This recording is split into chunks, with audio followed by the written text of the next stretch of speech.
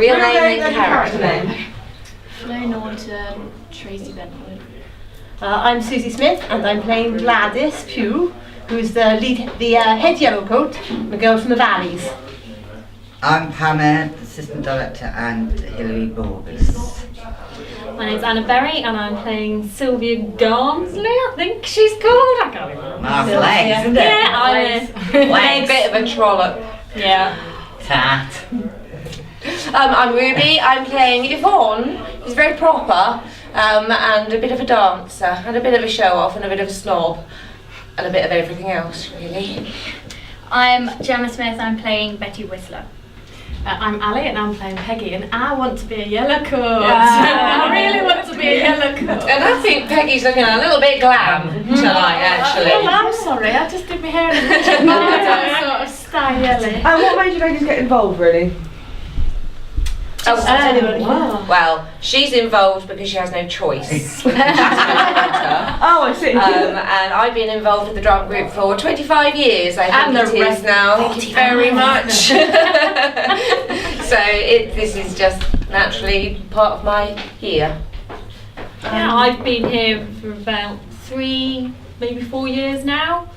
I just came along because I love acting and just wanted to have something fun to do, a hobby that kept me out of the house and away from the husband and children. Yeah, that didn't work. I've been doing Amdram since I was about 16, but I'm originally from Oh, only about 4 or 5 years ago. Hey, more than half my life. I moved to Didcot in September. I moved in on the Saturday, came to the rehearsal for Panto on the Wednesday, and got a part of Prince Valiant. So I've been sort of sucked in ever since. Yeah, and I've been doing it for 13 years now, and it's the same thing. We moved into Didcot from somewhere else. Didn't really know anyone, but I've been doing a bit of amateur dramatics before, and you think, well, what a great way to meet people. You don't know anyone, and you know they're going to be like-minded, so you just pitch up, and it Away you turns go. out you end up with this lot. Yeah, They're fine. and the evidence is that once you start, you can't tear yourself away again. You're not allowed to go. Okay, thank you. Thank you very much indeed. You're welcome.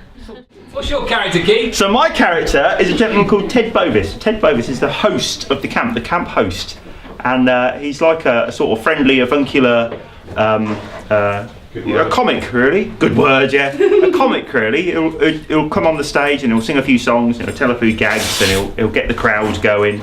And I actually went on holiday a few years ago to a camp a bit like this, and there really was a camp host who wore a suit almost as loud as mine. And a bow tie, and he did indeed sing a few songs and tell a few jokes. So, Do you reckon your character's anything like you? Similar. Yeah. Have you drawn on past experience? In this group, you only get cast as yourself, frankly. Just a lot easier. Yeah. So what made you sort of get involved with Didcot Phoenix? I think, well, it's such a long time ago. It was a magnificent. It was a magnificent panto that you saw. It was a magnificent pantomime that I saw. And some of the people who are in that pantomime, one of the people who's in that pantomime is in this room now. And they've been with the group even longer than me, to the tune of one pantomime. And what year did you get involved? Oh, ages ago. When did you do that? 96, 97? 97. 97, January 97. Yeah, probably one of the dark ages anyway, yeah. Okay, thank you. Thank you. Right, my name's Martin and I play Mr. Partridge, who's a Punch and Judy man, which is all well and good, but except he can't stand kids. He hates kids, and one of the scenes in the play is that he gets hauled up by the head of the camp to explain why he has hit a kid. Well, he didn't hit a kid, he took his ice cream cone, shoved it in his face, gave it a twist, kicked around the heel and kicked him at the backside. So that's not good behaviour for a Punch and Judy man. So I play that character, but then again he's had a long checkered career with 2 world wars kind of getting in the way of him actually getting anywhere. He used to be in the music halls.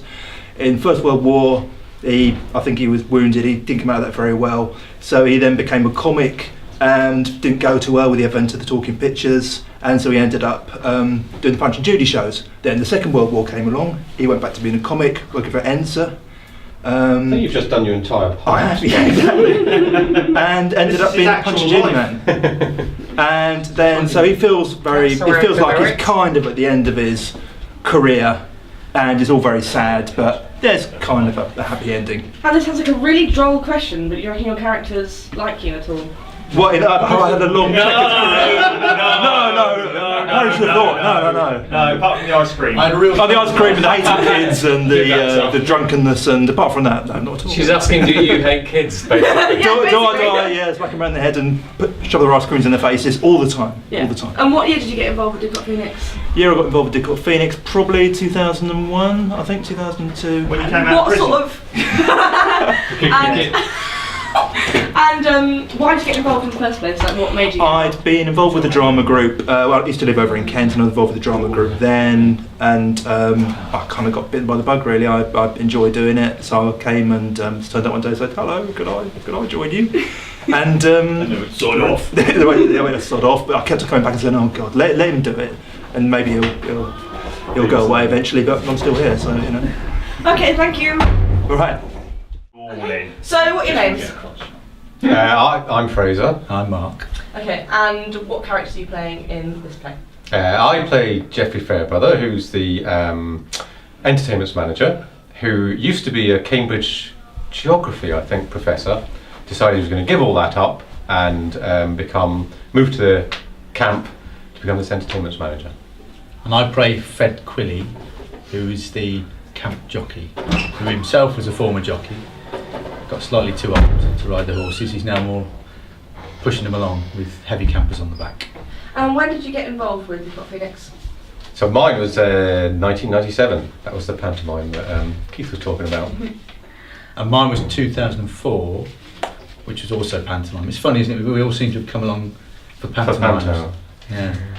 And what made you get involved really? Like, what was the trigger for you two?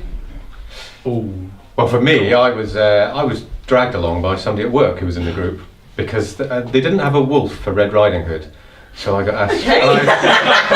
I'd done some drama at school, and I thought, oh, why not? I'll go along. A wolfy personality, so I turned up at the same time as another guy, Andy, who's been in the group up until very recently, and we both auditioned, and he got the part of the wolf, and I got the part of the accountant.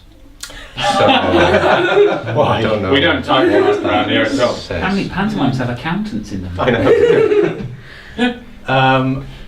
Not a stock account. I came along because my ex-wife knew another member, Dave Cook, and I was looking for something to do because we'd not been in Didcot very long, and thought I'd like to have a go at acting. I hadn't done anything since I've been at school and fancied a go. Okay. So, and now you're about to start teaching it, aren't you? Now I've been back at university and I'm going to be starting teaching it hopefully next year. So. Okay. Thank you.